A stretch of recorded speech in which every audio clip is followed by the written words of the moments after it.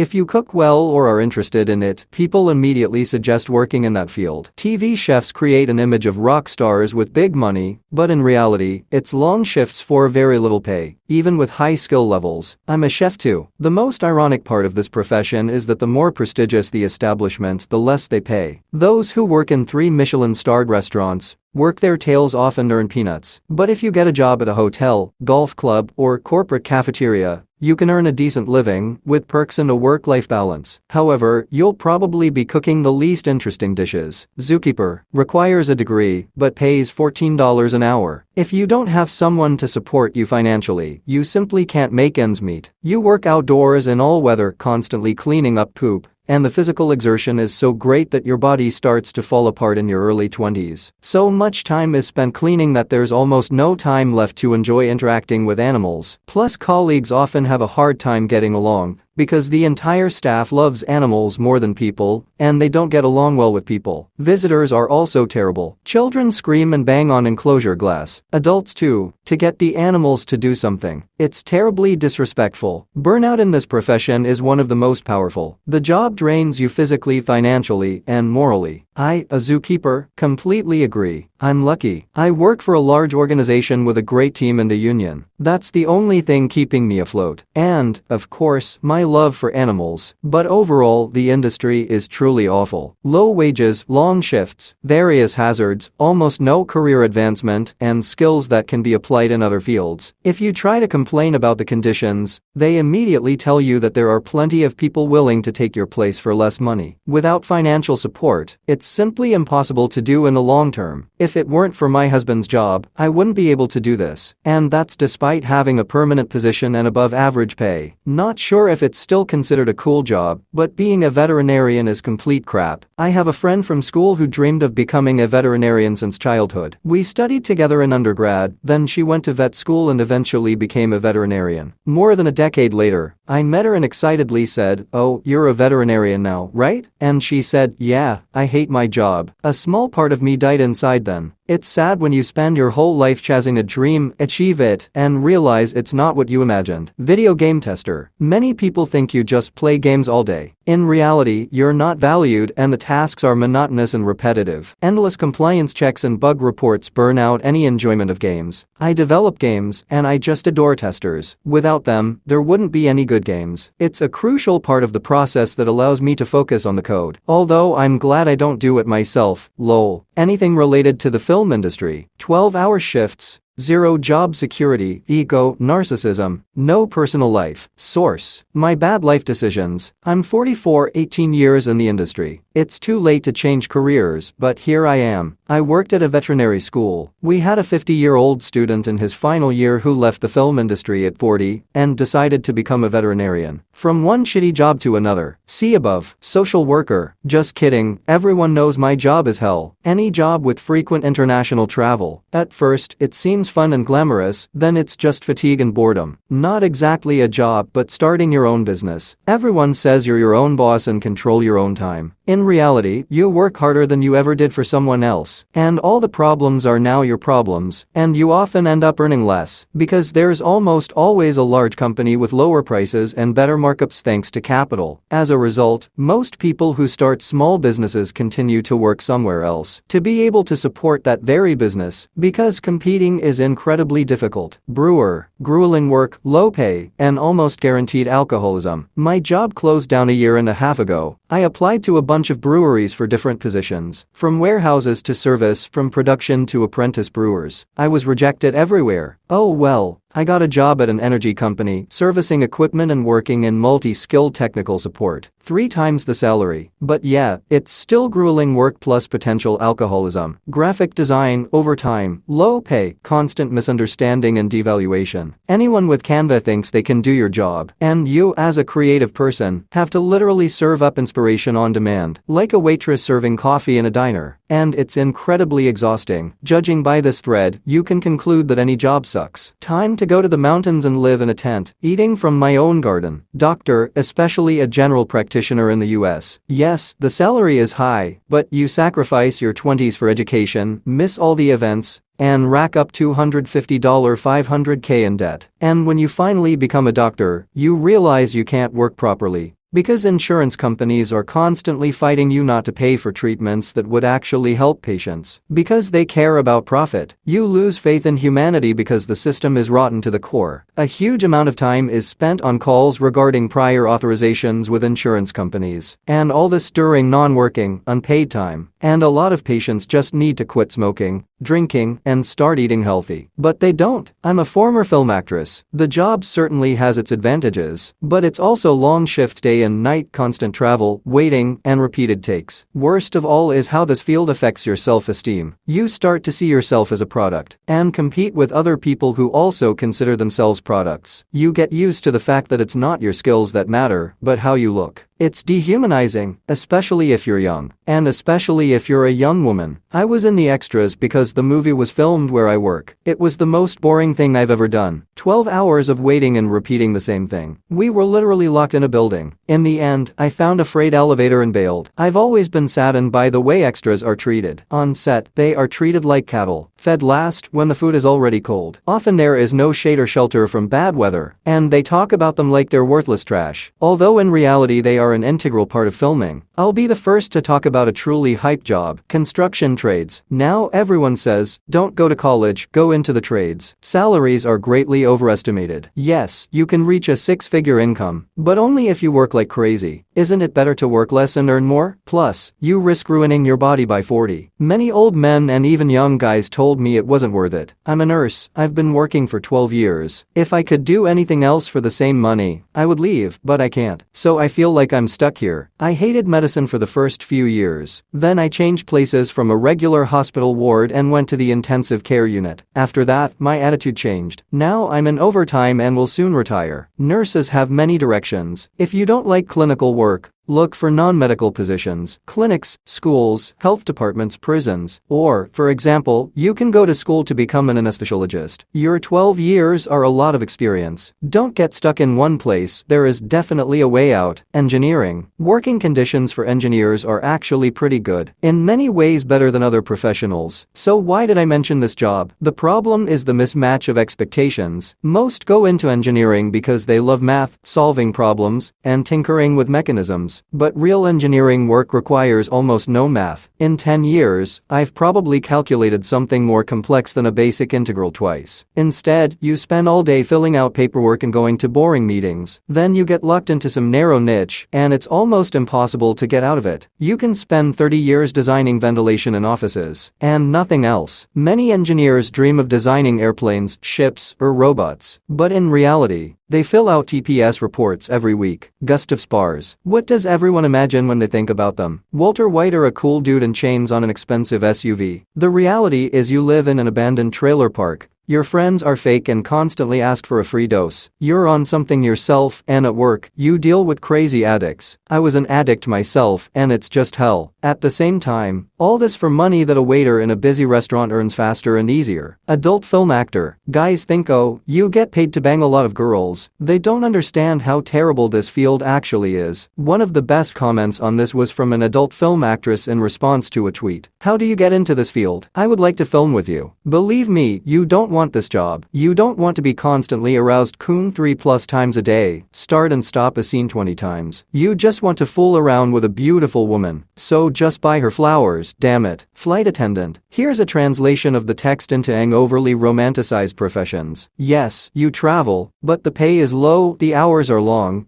and you deal with constantly unhappy people. Controversial, but I think being a surgeon is overrated. I dated a surgeon, he was full of problems and stress. All his surgeon friends were the same. Extremely gifted people, but treating patients like machines in a shop for too long messes with your head, plus the pressure is immense. Scrolling through this thread is just disappointment. Seems like all jobs suck, usually due to low pay and overwork. Why hasn't humanity solved this and given people decent pay for a 35-hour work week? Librarian. No, we don't sit and read all day. We deal with a horrible public and idiots challenging books who can't even read themselves. Low pay, understaffed, and the bookstore is hell. Finance. I do all my work in 3 hours, the rest of the time I just wait for someone to message me on Teams, which rarely happens while working from home. Wait, I have an awesome job. I went into computer science and sit at a computer every day. I expected this, but now I realize I actually like being outside sometimes. Wish I'd become a firefighter or a forest ranger. Psychologist. Movies make it seem like a cool profession, so people want to get into it. Reality. Most people don't want to change their lives. They just want someone to do it for them. So you just waste your time talking to difficult clients. Those who are actually ready to change are nice to work with, but not for long, because they get better quickly and disappear. Comments like these really messed with my mental state in my 20s. I gave up a lot of hobbies. If you're reading this and you're truly drawn to one of these professions, go for it.